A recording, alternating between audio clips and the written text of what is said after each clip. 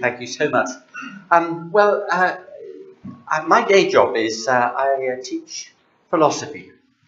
You notice the modesty of that description, because if you say, I am a philosopher, it puts you in the first team with Aristotle and Descartes and so on, and that's a bit of a tall order. So I say I teach philosophy when I'm asked what I do.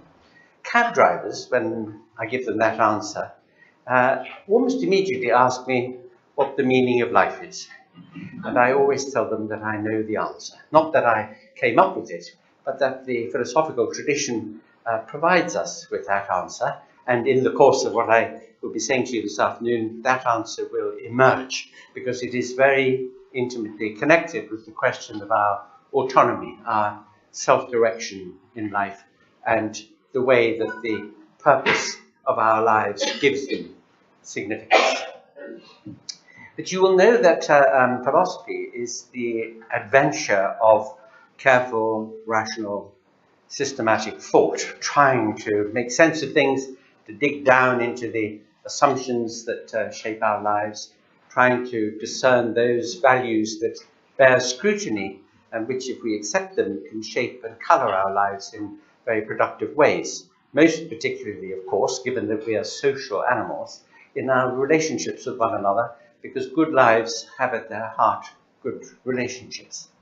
So this adventure of rational thought very often seems to throw up what look like paradoxes, seeming paradoxes, because when one examines the paradoxes, one finds that they aren't, but that they encapsulate deep truths.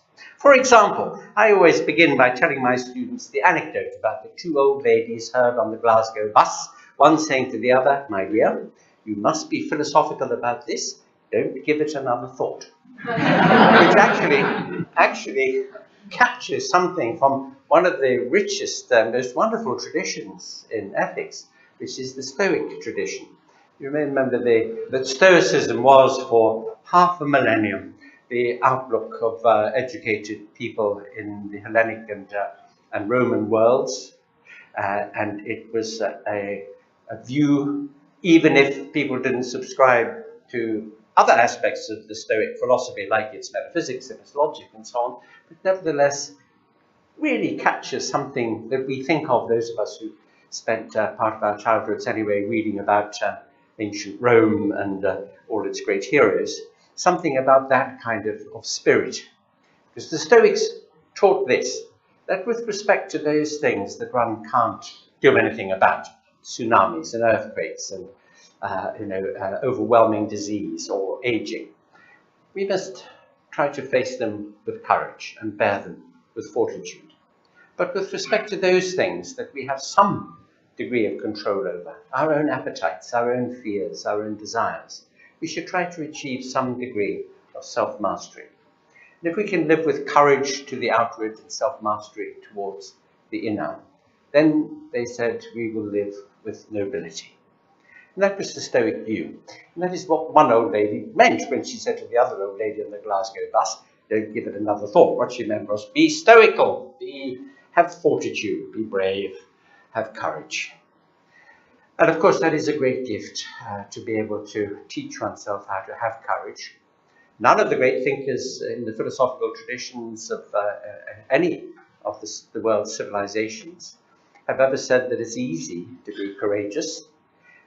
People who never feel fear are never courageous, because courage is something that you can only have if you're afraid, if you wake up terrified every morning, facing the difficulties and challenges of life, but you live anyway. That's what courage is. And so the Stoic teaching on that is a very pointful one. But to get to my theme, which is about how thinking about this paradox, the paradox that to face and to understand death and its meaning to our lives is what makes our lives better. And it's not just the point, a familiar one, and it's a good point, that our knowledge that death is inevitable. I haven't quite yet cracked that one, so we're all going to die at some point. We're all suffering the terminal illness known as life. So we all know that we're going to die, although our more advanced civilizations do everything they possibly can to try to postpone and ignore the fact of death. And we do it in lots and lots of different ways, by trying to stay young, or to stay looking young, or to pretend that we're not getting old, or to pretend that we're never going to be ill, and so on. But the inevitability of death, when confronted, really does do something of great importance to the quality of life, because it reminds us of that marvellous story told by Herodotus in the histories. You may remember the story about Solon, the sage of Athens, who went on a visit to the court of King Croesus of Lydia. King Croesus, by the way, was by far the richest person of ancient times, and he loved to have his guests taken down to the treasury, where his enormous panoply of wealth was on display. And when they came up to have dinner with him, he would say, "Who, in your opinion, is the happiest man in the world?" And they would be expected to say, "Well, you're a king and you're so rich." But Solon said, "I know somebody back in the suburbs there in Athens." And Croesus was very annoyed. "What? You choose a commoner over me?" he said. And Solon said, "Yes, because I don't know whether you're happy or not." Now, of course, I have to remind you that we in our modern world use the word happy to denote an emotional state, a sort of smiley state, cheerful, glad of heart. I don't think that's what happiness is. That's a misuse of the term. Think of what was intended by the phrase life, liberty, and the pursuit of happiness when the Americans used that in their Declaration of Independence. What they meant by happiness there was what had always been meant by it from ancient times to the near modern times, and that is a good state of life. To be a happy person is to be a person sheltered from the storm, with enough food to eat, whose children are safe, etc., etc., a good condition of life. So you might have toothache, you might have quarrel with your spouse, you might have to fill in your tax return, you might not be feeling what moderns call happy, but still you're happy because you're in a happy state of life. Now that's what Solon meant when he was talking to Croesus. And his reason, he said to Croesus, his reason for saying it is an urgent matter that you think about what would make you happy is the brevity of life. The brevity of life. My voice dropped for dramatic reasons at that point. If you consider, said Solon, that the average human lifespan is less than 1,000 months long. Do the maths. If you live until you're 80, what's 12 times 80? 960 months. 300 of them, unless you party a lot, you're asleep. Another 300 months, you're waiting for a bus, or you're in Tesco, if you're lucky, in Waitrose. So you have 300 months to live with all the vividness and passion that a human life should be full of. And when you think of it in those terms, then of course it seems rather alarming. But I can cap this anecdote by telling you, in the earlier part of my career, I used to teach at the University of Oxford, which I'm sure you've all heard of. And I was on my way back to London one night because I was commuting. And I was thinking to myself, I wonder how much time I have left. I did a bit of mental arithmetic. And I thought, oh my God, I'm nearly dead. And I haven't read any Smollett. When I got home, I said to my partner, I said, I'm nearly dead. I haven't read any Smollett. She said, well, it's all right. We've got some on the bookcase here. In the bath that night, I began to read Smollett. After about 4 pages, I threw it out of the bath, thinking to myself, oh, hooray, at least I don't have to read that. But when I got back to Oxford the next day, I told one of my literature colleagues, and he said, what? Smollett is marvellous. You must read Smollett. And I thought, I must read Smollett and I'm nearly dead. Oh, God, the pressure. You can just imagine when you become conscious of the fact that time's swift foot. And then I had an epiphany. I remembered I'm a professor of philosophy, and I know that there is no such thing as time. That was a great relief, faced with this conundrum. By the way, it's very, very easy to prove that there is no such thing as time in the normal sense, as follows. Suppose you go to Paris for the weekend with someone you really like. And while you're there forever. But when you're home again on the Monday morning, it's gone like a flash. This shows you that time is very elastic around experience. The thing that really counts is experience, not time. You can prove the point the other way. Imagine a person who does exactly the same thing at exactly the same time every single day of his life. Eats the same breakfast, reads the same words, does exactly the same thing every day. How many days does that person live? 1. So now you can see there's no such thing as time in the conventional sense. There is experience. So much can be said about what gives us a rich and fulfilling experience, the kind that makes us live 3,000 months or 300 lifetimes, the kind that really matters, makes life full and flourishing. But one of the things that does is how we address the question of our mortality. And here I think one of the great lessons that we can learn from the philosophers is this. Seneca, Cicero, others in the late Hellenic and Roman periods very often meditated on the question and wrote about the question of mortality and what it meant. And they came up with an insight. And the insight in question is this, that to learn how to philosophize is to learn how to die. To learn how to philosophize is to learn how to die. That is the seeming paradox that I wanted to bring up to you. Because it is, in fact, a wonderful insight. What it shows you is this, that if your attitude to death is a good, healthy attitude, it liberates you to live your life fearlessly and richly. If you are not afraid of death, if you are not trying to run away from it, if you don't devote energy to anxieties about being mortal, then you live every moment, every day with the kind of fullness that life should be lived with. Their point was this, that if you squarely faced the fact of mortality, it would be very liberating. But if you also recognize something else which is important about death, namely that it is your last, greatest, securest, and most friendly act of freedom, that if you wished to end your life, that if there was something intolerable about existence, if there was some tremendous danger that you faced, if there was illness, if old age became insupportable, then you had a route into freedom from those conditions. That death is a liberation for people who find living painful or intolerable or insufferable. It is something which you own. You own the possibility of your own death, of your own exit from things that you find that you no longer want to bear.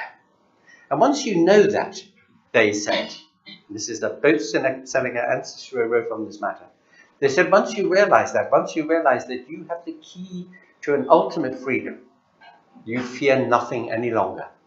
And then you can live with the kind of freshness and vividness that life should be lived with. And so to look squarely at death and ask yourself, what is there to fear from it? This is something I think people in this room probably, very probably, that don't have any concerns about. We may very well think that when we die, dying, which is a living act, of course, could be unpleasant, it could be difficult, it could be easy, and we would all like it to be easy. That's why we use the term euthanasia. That literally just means a good death, a good dying.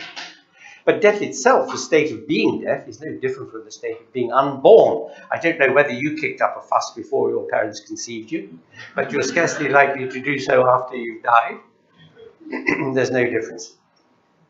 Once you realize that, then you see, and also once you've accepted, as any grown-up consciousness should, its inevitability, then you see it as the great release, the great escape, the great route out of anything that ultimately you find intolerable. And that fact, once you've realized it, once you've grasped it, and once you put it in your back pocket, so to speak, you can forget about it, and then you can live life fully and richly. You know, the hypochondriac. Well, I will confess to you that when I was a very young man, I had a spell as a hypochondriac. A lot of young people going in that difficult passage from adolescence into young adulthood can feel the stresses and strains. Some people rather dear to me. My mother, my sister died at about the time I was 19 or 20.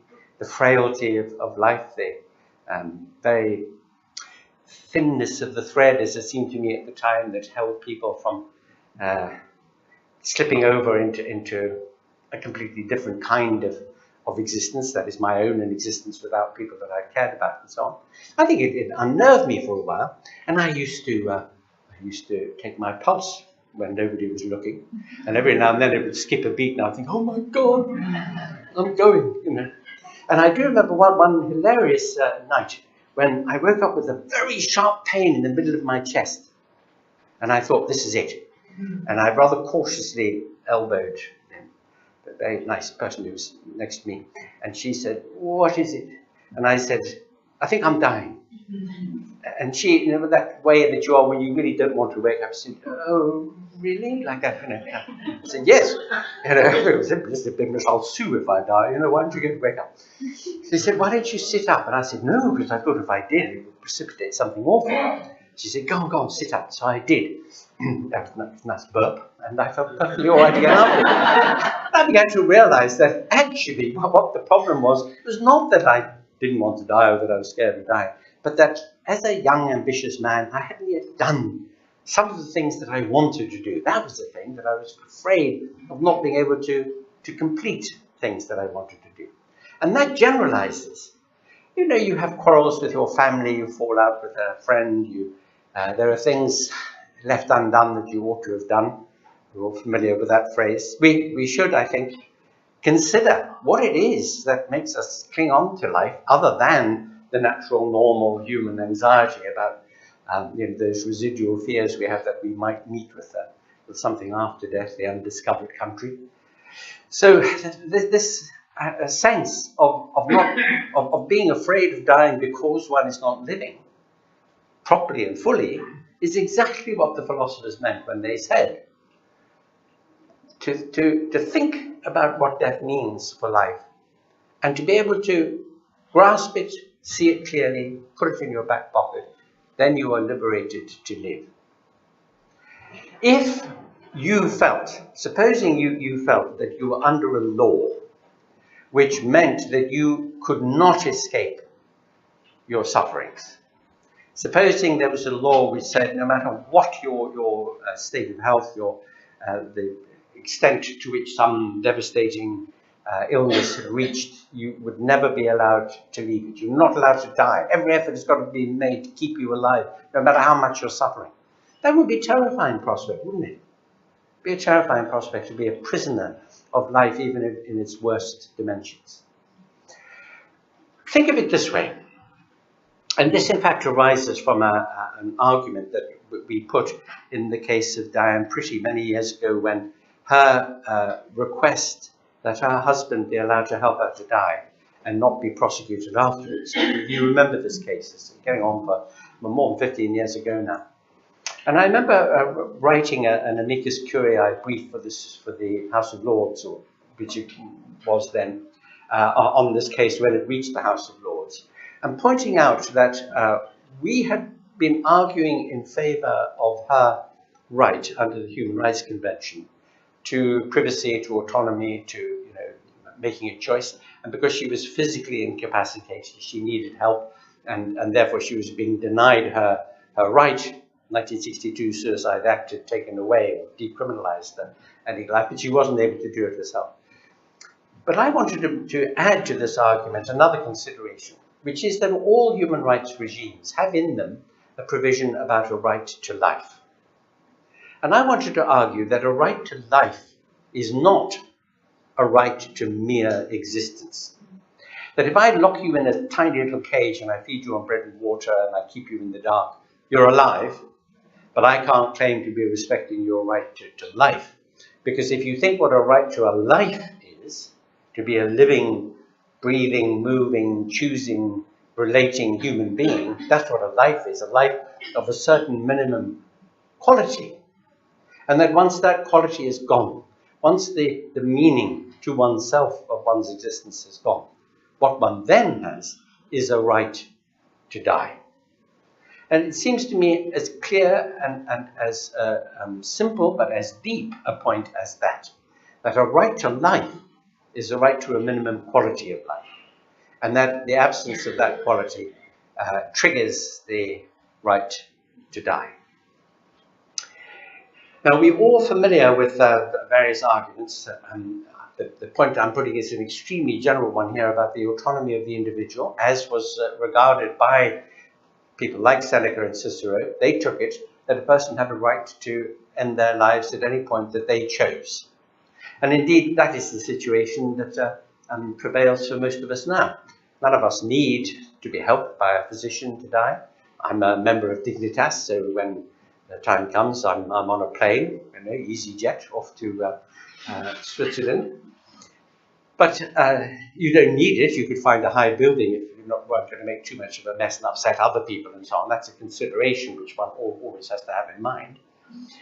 So it's no longer a criminal act. It's something that you have a right to do, and you could do it autonomously. But if you were not in a position to do it, if you were paralyzed or extremely ill or had no access to means of dying well, then having a right to die is negated by not having a right to be helped to die if you need the help.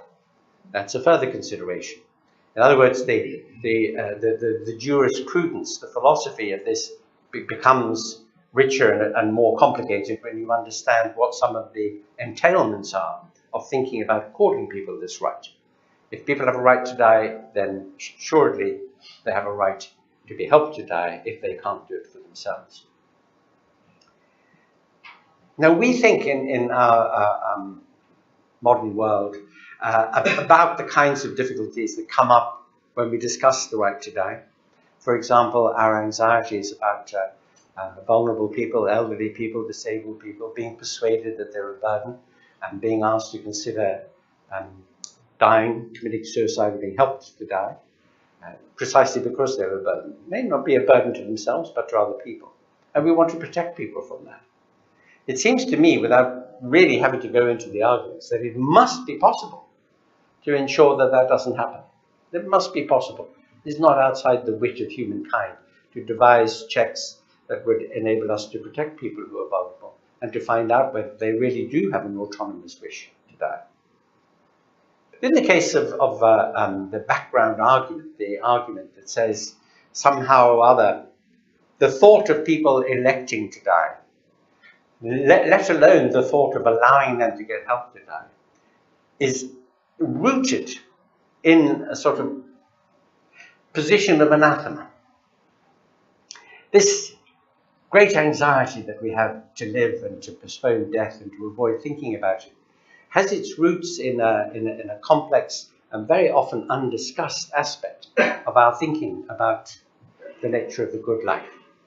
And part of that, and a very important part of it, of course, is the idea that we are not genuinely autonomous, that we don't own our own lives, that we don't have a right to choose when they will end. And this comes, of course, from a long tradition of religious attitudes about the matter. Life is given by God, and God decides when our lives end, and that it is a kind of blasphemy, it's a kind of lèse majesté against the will of God to defy that gift, to reject it, to commit suicide. It's regarded as the most terrible kind of sin to take away a life that doesn't belong to you. Well, in a more secular age, and in an age where people may not any longer share those sorts of beliefs, and certainly perhaps even for people who have a religious faith, still it may not seem to them impossible to imagine a God, if there is one, who is kind enough to understand the nature of suffering, who is generous enough to accord some degree of autonomy beyond the capacity to commit sins, which after all is what the deity is so organized things that we can make a mess of our lives and get ourselves punished and so on. So we have that degree of autonomy. You might expect we might have one or two others as well. And one of them might be to choose when we've had enough. So the idea there is that the ultimate decision, the ultimate owner, the locus of possession of a life is the person living it. Who otherwise can really know how it is to be that person, what it is to be that individual, to feel that way about living? We sometimes think, oh, well, people get depressed and terribly anxious. They may be going through an awful phase. Something may happen. They may come out of it. They may meet someone, fall in love. The depression may go away. We might find medications that would really help. So if only we could keep them alive through that, then everything will be all right again later. And that may very well be true. But you have to ask yourself the question whether a person sunk in the agonies of depression and anxiety, would you say to somebody, look, just stick with it for the next few weeks or months or years, and then maybe things will be okay in the future? Is that a demand that is weighty enough against the momentary, moment after moment experience of agony that person is experiencing, that somehow or other gives us a right to deny them that right to choose to escape that condition? So when I talk here about the life that belongs to you, I'm talking about this very fundamental idea of autonomy, because in other respects, our autonomy is central to who we are and to the quality of our lives, both positively and negatively.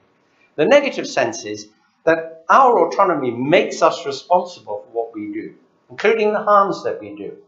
It places on us burdens of responsibility, of care for others, for respecting and considering and being alert to the fact that we are members of communities. That each one of us in this room, each person in this world, with a very rare exception, how few people there are in the world who like to be alone or cold or lonely or loveless. But we all know that we need to receive love and to give it, to have friends, to be parts of communities. We know these facts about ourselves. And in navigating those needs and those obligations that we have a sense of our responsibilities. They're serious responsibilities, not to harm others, to help others, to be alert and aware about others. And this is a function of our autonomy. You can't say, oh, well, I'm unkind to everybody, but it's not my fault, it's something else's fault. My genes or society or Brexit or something like that. You can't keep on blaming other things. You do have to take responsibility and ownership in those respects. We know that. But the obverse of that coin is that we also therefore own the length and the nature and the quality of our lives. And the decision about whether they matter enough to us to continue is our own. Let's go back to our ancient philosophers and notice this. They, like us, knew that the great majority of us want to live.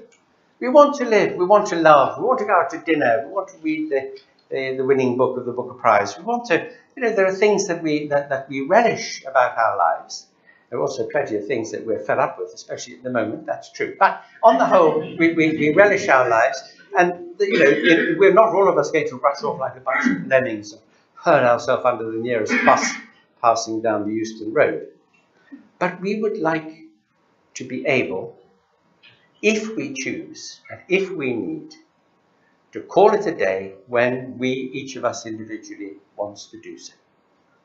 That is the thing that gives us that greater sense of freedom, a greater sense of ownership in our lives. And that is exactly what the philosophers of antiquity taught. And not just the philosophers of antiquity, but also philosophers of the modern period. Perhaps one of the greatest of them is Spinoza, who said, the meditation of the wise person is a meditation not on death, but on life. He was in the context of talking about death and the presence of death in life and the meaning of death in life. And he was making, but in different words, exactly the same point. That if one understands what death is, and if one knows that it can be a great friend, of course it can be an enemy. Of course, if death comes too soon or in terrible circumstances or the experience of reaching the point of death, that is, the experience of dying is an unpleasant one, of course it's horrible. But then there are lots of other things that are horrible in life too. Divorce, taxes, bad weather. There are plenty of things that you can put it in with, maybe sometimes a bit worse. But the use that it has, this twofold use of giving our life a shape, but also being what ultimately gives us our final freedom if we choose it. Those two things make us realize that a grasp of them liberates us to live fully and richly. That, I think, is the really great benefit that comes from all of us knowing that if we ever got into a situation which we found intolerable, we could be helped to leave. Those of us who are able-bodied enough could do it anyway, provided we did it thoughtfully. If we were in a position that we couldn't help ourselves, that we would be able to. Modern medical science makes it possible for deaths, the process of dying, to be an easy and a peaceful one, which is good for the person dying, good for the people who love the person who's dying, and good to know that you have access to it, because it completes this sense of autonomy, which is so central to our lives. So I think we as a society, and this is my final point, we as a society have had the drag anchor on us of feeling that it is not up to us as individuals to ponder on death. That's an unhealthy thing, or that we should kill ourselves. That's a really bad thing. It is just assumed that if you want to die, you must be mad. Every single suicide was judged by a coroner to have been of unsound mind when it happened. Just a sort of a knee-jerk.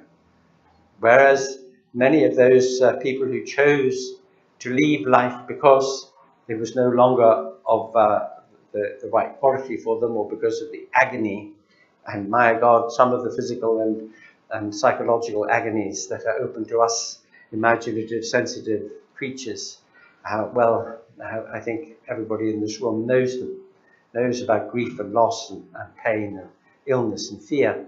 And to think that death can be an escape from those things, as Hamlet says, is a consummation devoutly to be wished. But we're not rushing towards it. We're not wanting it.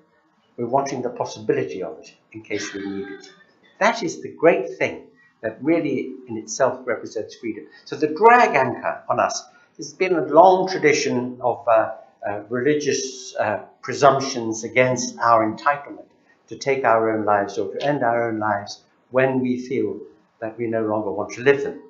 That has been a barrier to us. That has made a great difference between us and the classical period, where the fact that it was regarded as an honourable and a decent and a noble thing to do in its right context meant that life had this added dimension of value, the value that you really owned it. Thank you very much.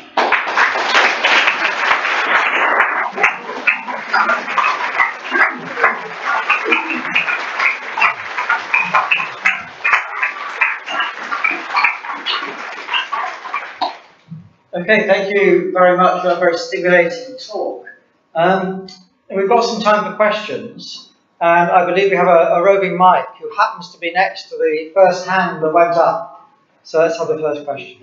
Questions, comments, or complaints, by the way. I'll write down. Thank you, Professor Grayling. Can you hear me? Yes. Yes. Thank you. I think, however, you were preaching to the conversion. We all here embrace being in control of our own death. I think that's why we're here. The point is, we can't get it. And with all of your wonderful brain power and all of ours, this country still won't budge towards this freedom. That's the real question to me. Yes, you're quite right. Well, yes, I know I'm preaching to the converted. It's always jolly nice to do that. It makes life a lot easier. However, it does help. People talk about being in a bubble and just talking within the bubble. It does keep everybody energized in that bubble, and it also equips people with arguments that they can use outside the bubble. So it's no bad thing preaching to the converted sometimes. It happens in church every Sunday. But you're quite right that the really great question is how are we to get society to change its view about this? Now, I'm deeply, deeply honoured to be a patron of this organisation, because I think this organisation has an opportunity to start afresh with our thinking and arguing about this matter. Because I've been a patron of Dignity in Dying, as was the Voluntary Euthanasia Society, for many, many years, more than 20 years now. And we have tried again and again and again and again and again to get bills through Parliament for physician-assisted suicide for people in terminal illness. Early on, actually, including not just terminal illness, but also intolerable states. And we temporized and we weakened our position and changed our ask, and eventually it got down to saying, well, in the last 6 months of some completely and utterly unrecoverable physical illness, and could we please make it legal for a doctor to help that person to die, rather than leaving it to the situation which currently obtains, where lots of very compassionate doctors do help their patients to die, obviously, but without any, but always with the risk of having committed a criminal offence if everybody makes a fuss about it. And we've been pushed back and pushed back and pushed back and pushed back.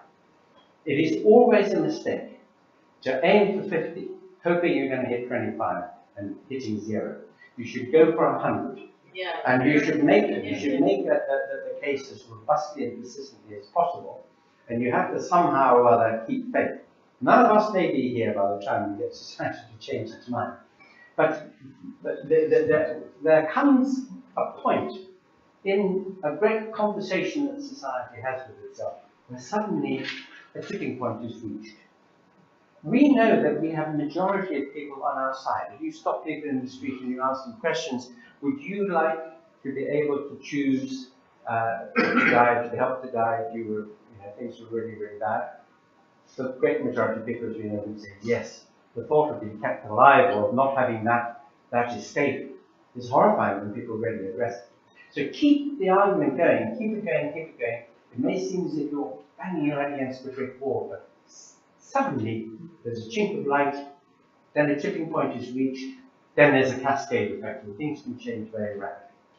So one should fight for the big prize, and one should keep on fighting, one should have courage and persistence, and it will come.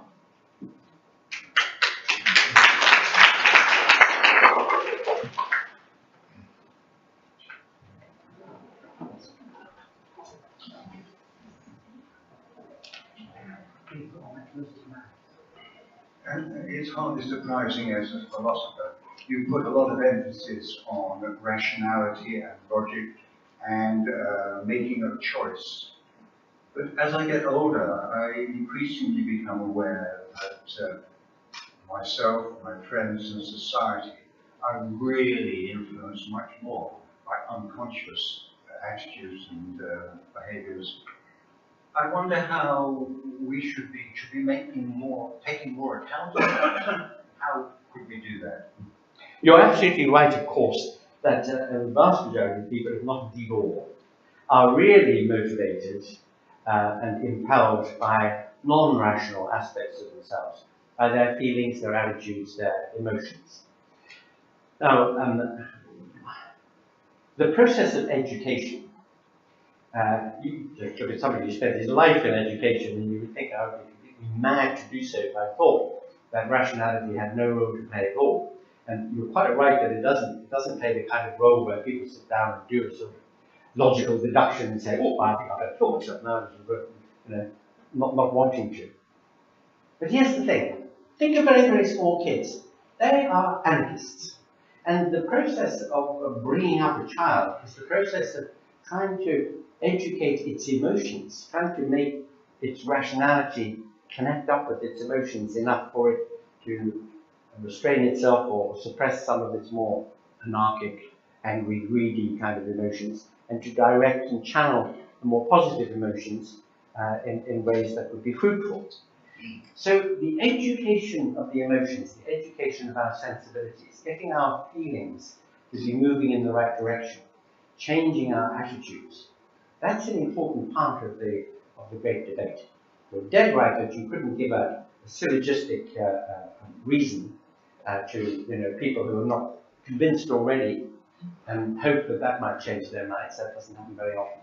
But what you can do is you can think carefully about the sorts of things that do reach people's emotions and attitudes and might help them to change their orientation towards the problem. Stories do this, narratives do this. We find ourselves when we know about individual cases, when we actually confront the sufferings of somebody we love, then that really does change the way that we feel. So you're dead right that the campaign has to address how we deal with people's feelings and attitudes about these matters. Naturally, we are all quite rational people, and we've got to think of rational ways of reaching the non-rational. By the way, the non-rational incorporates as a subspecies of itself the irrational, and as you know, there's no dealing with the irrational. But you can deal with the non-rational, which after all, our feelings, our emotions, our affections, are probably the most important part of us. And that is the thing that we must reach by these various means. By poetry, by stories, by narratives, by anecdotes, by the human contact and witness that we can bear to a way of thinking about things. The context where the individual is, or in this exactly as you described, we should be able to make decisions about death. But in terms of society, things have just changed. We know now that society is unlikely to continue for more than another 50, 60 years. What do we tell our grandchildren about having children, about building anything, when they themselves are unlikely to be witnessing the end of the world? Oh well. For reasons that you can imagine, I don't like the phrase, well, it's only academic. But if the end of the world is coming, then I think we could all change our endeavours here this afternoon to something else. Let's play bridge or something. We don't need to campaign for the fact that the world's going to end. I don't know where you get that from. I think actually that there are other risks and dangers. You know, the presence of artificial intelligence and robotics and machine learning systems and so on, these things are already among us. They're already happening. They're already beginning to have quite a major effect on our world and how we live, and even on jobs and employment. And it's not too fanciful to think in 20, 30, 40 years' time that many of the things that human beings do now will be better done by such systems. Teaching mathematics to primary school children, for example, that already happens. Brain surgery is probably better done by a robot than a human being. There are all sorts of things, flying aeroplanes, taxis, motorcars. There'd be a huge transformation in the world. And the big question is, will there ever be what they call AGI, which is artificial general intelligence? That is to say, an intelligence which is somewhat like our own, except trillions of times more powerful than our own.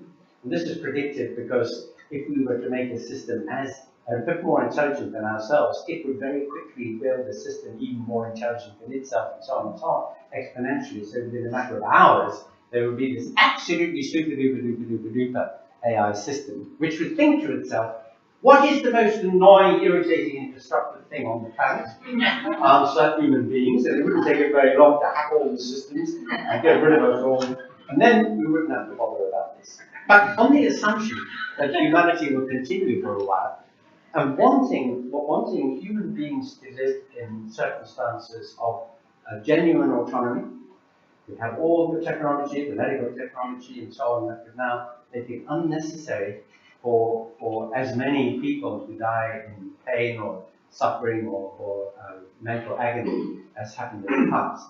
That is the thing that we should be pushing for now, a much more humane society. In fact, we're asking for something as, in its way, as little and as inoffensive as this, that we should be allowed exactly the same courtesy that we give our pets. Oh, no hand shooting. Yes. I'm not sure that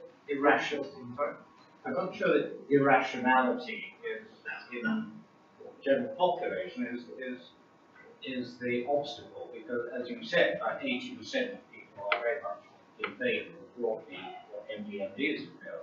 How best do you think we can persuade the politicians who are the obstacle?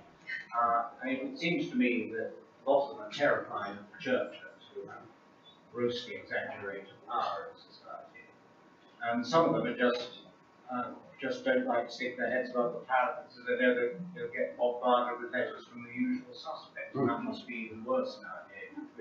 Do you have any advice for how best to not necessarily get rid of these people, but overcome them? Yes, of all the people who most merit euthanasia. But your diagnosis is correct. Politicians are a very pusillanimous bunch. And on matters of what they think are great social controversy, so drugs, the legalization of drugs, sex work, and this issue, the issue of the right to die, physician-assisted suicide, they are extremely conservative. The efforts that Dignity in Dying has made over the last 20 years or so, and as I mentioned, we've introduced bill after bill, more and more weekly praised, and every single time it's been just knocked out of the ground mainly of course by those who, under I think sincere influence of their beliefs or traditions that they value, and who have some expertise. So you get people who've been associated with the hospice movement. You might want to say they have a sort of vested interest actually in not letting euthanasia be too general. But you can see that Parliament will only really move once this majority in the population becomes vocal and persistent. Once organizations like this begin to articulate and channel that sentiment in the population, and of course politicians will stampede to pass bills in favour of it. But while they think that it's something that would cost them their jobs or throw light on their careers or make them look suspicious to the Daily Mail, well, as is happening, the Daily Mail does seem to be changing its colours a little bit, just lately, the new editor. But at any rate, the fear of being pilloried in the tabloid press as a murderer and so on, that's the dead right is what's acting as a drag anchor on them.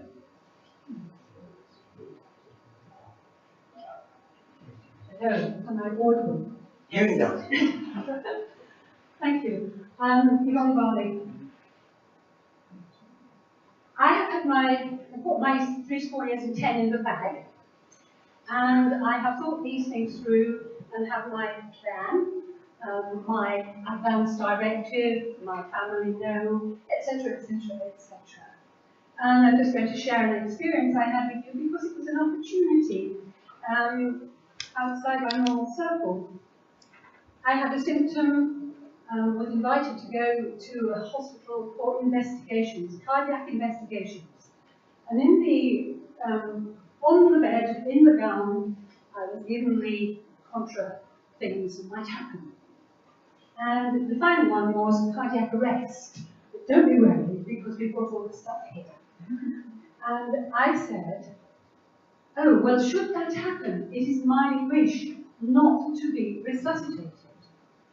I would like my death to come when nature intends, and I don't wish to be resuscitated. And every medical person in the room took 3 steps backwards. And there was a silence, and they looked at each other, and they said then, could you say that again?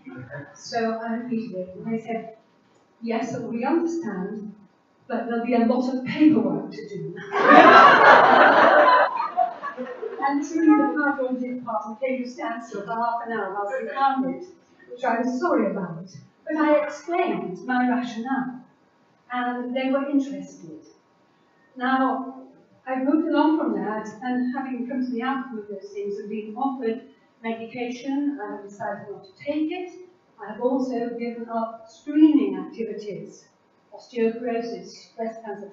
What is the point if I've made these decisions about having a death in its own time, whilst my quality of life is still good? Okay, there are all sorts of decisions to be made with that. But I think we do have opportunities when we talk to people to talk about our beliefs, as I think we share here. And I'm from the medical profession myself, and I really don't share, my feelings are not shared by my colleagues. And I think we've got an enormous job to do with the medical profession because they're so influential in setting the tone for the politicians and others. So that is my story, but my question is, you didn't actually tell us what the meaning of life was.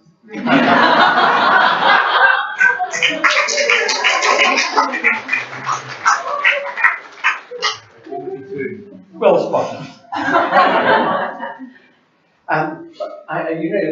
It's terribly interesting how one encounters more and more people who say that if they find anything and they're not going to go through all the process and prolong life a little with highly interventive, perhaps unpleasant procedures and so on. A couple of friends recently managed to continue with a reasonable quality of life for a while and probably died sooner than they might have done otherwise. But that was a choice which I think personally is one that I myself would take. So I sympathise with that.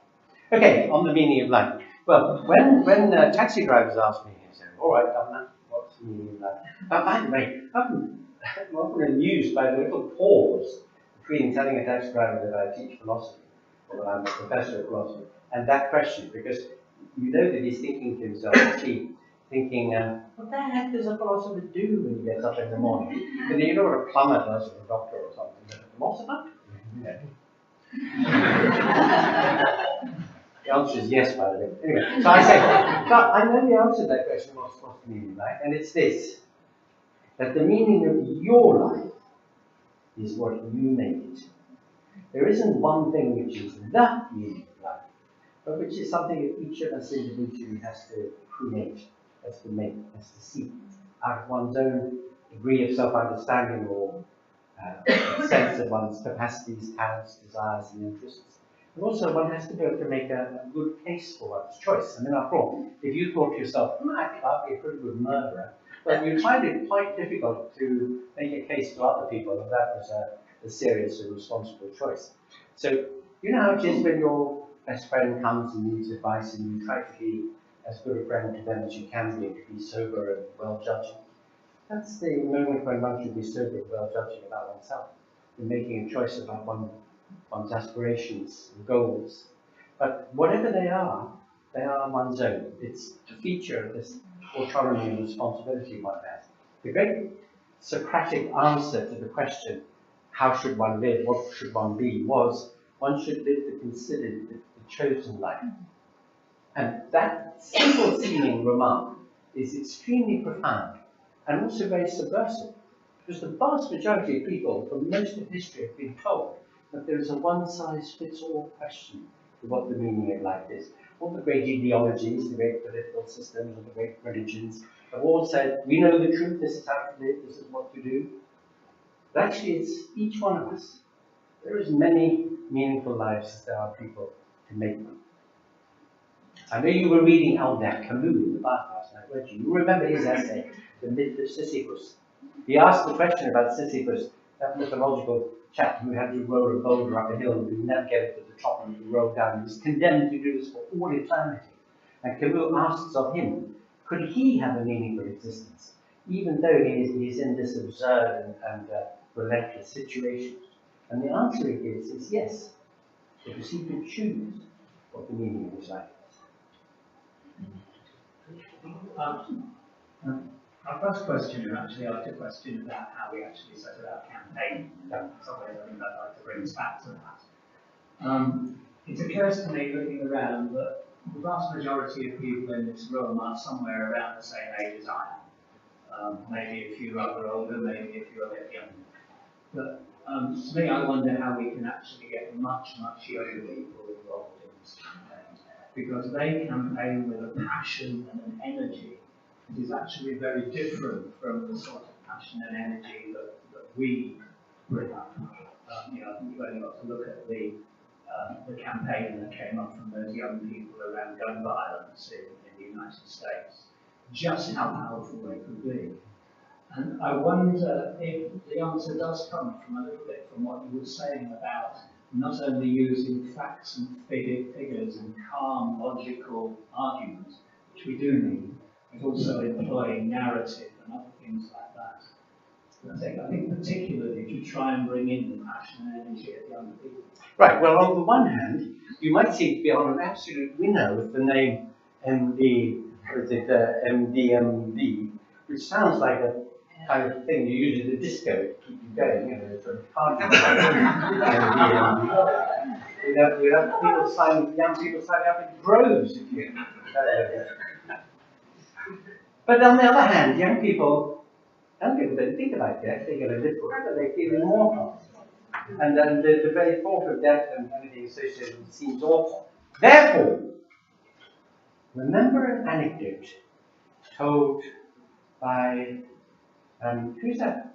The actor, people of our age, who played Alfie? Michael Caine. Michael Caine tells a story about when he was a very, very young actor. He had a big part in a play in the West End. And what he was meant to do is he was meant to run on stage and deliver a funny line and run off stage again. And it happened that his sleeve got snagged onto a nail in the wings. And all he could do was just put his head round onto the stage like this, deliver his funny line, and pop back in again. And apparently this worked incredibly well with the audience. They thought it was even funnier. And so he said, that taught me a great lesson. Use the difficulty. Use the difficulty. Now, who should be better primed and with a richer understanding of the significance of death and of dying in life and of knowing what kinds of situations people might find themselves in where they would like to make that decision for themselves, but us. Now we're all here, we've all, our 21st birthdays have got a bit missing, most of us, not some of us not.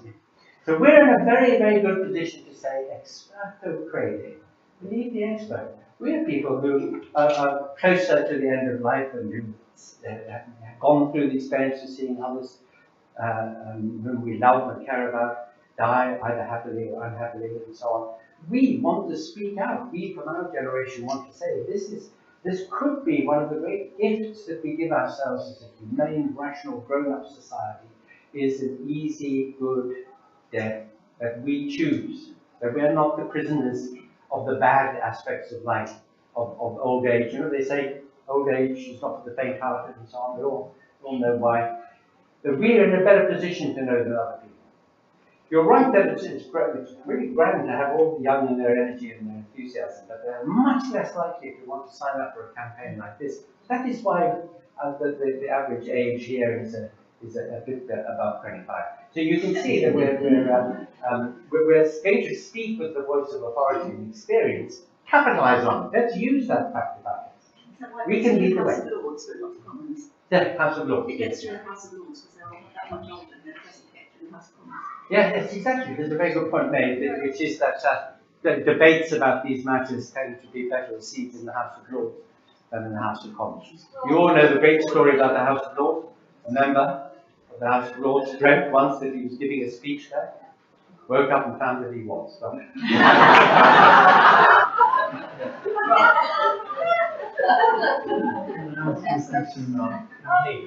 Yeah.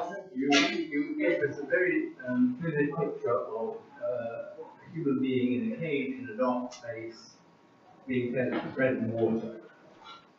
Now, if a human being actually being in a cage in those circumstances for a little while, the newspapers will shout outrage. Girl in Camden found 5 years in cage, dark room, bread and water. Outrage. And I was moved by a question on emotion. And I wonder if we've got our campaigning perhaps the wrong way around. Instead of being rational about it's my death, it's my decision, maybe we should be shouting, outrageous, poor old woman, poor old man, kept in agony for 9 months by doctors. Should we perhaps take that angle as well? Oh, absolutely. No, I think you're dead right. I think that's a very good point. I mean, the case of Omid is a perfect example of this desperate to be helped to die. And the most intolerable situation that dragged on and on and on. So there are people here in this room who know that case very well, and it is a case in point, as they say. Dead right. By the way, it's not doctors. One mustn't blame doctors. One must be good kind to doctors. You might need them one day. The thing is that it's been, the point has been made before. Doctors are there to cure or care, or to palliate, or to help. And many doctors who deal with terminally ill patients do help them to slip away comfortably. We know that, but always at risk themselves of prosecution if ever anybody sort of turn on them. I'll tell you who the real culprits mainly are, is the families of people. We don't want their mother or father or grandmother or something to be let go. That's why you have to do the advanced decision, so your children can't stop. Yeah, that's a very good point. It's a very good point. We've got to fight back on those who don't want to let us go and keep us suffering. I remember when my father was in his last illness, he was living abroad and he was nearly 80. I got a telephone call saying your father's in hospital, pneumonia, we don't think it's the last weekend. I jumped on a plane, my brother was on the other side of the world, he jumped on a plane, we managed to get there. And my father was a man of the most beautiful courtesy and with wonderful old-fashioned manners. And the thought of dying while he had guests was completely out of the question. So we sat there day after day, and he was far too polite to say, look, I wish to stop you, to push off and then get on with it. And then I said to him, after about 10 days or so, I was teaching in Oxford, and I had a whole lot of pupils who were getting ready for schools, and I said to him, look, I've got to get my people through their exams, and I'll come out again as soon as all that's done. He said, absolutely. When we bid farewell, I arrived at Heathrow and found a message, and he died. So, I'm afraid we're going to have to stop questions there. So I promised Professor Grayling. I have to go to Birmingham, my friend. He has to go to Birmingham. So, thank you very much.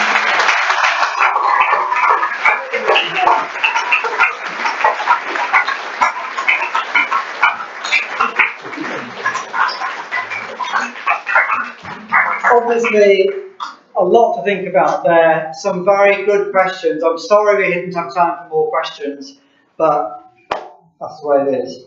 I think a lot of things came up. That thing about emotion versus rationale, I think is a very important point for us to try and get the balance about. I think the thing that Professor Grayling was saying about using the fact that we are experts. If we have helped or understood what's happened perhaps to our parents or our friends at the end of life, seeing what doesn't work, that gives us a level of authority. I can speak personally, that's why I got involved. If you have looked at the website, looked at the personal stories, you'll see what happened to my mother. And I think the point at the back that about making our own wishes known, formally in terms of an advanced decision, but also informally, with conversations with our next of kin, our children, our friends, whoever are the appropriate people. I think there's a lot that we can do as individuals.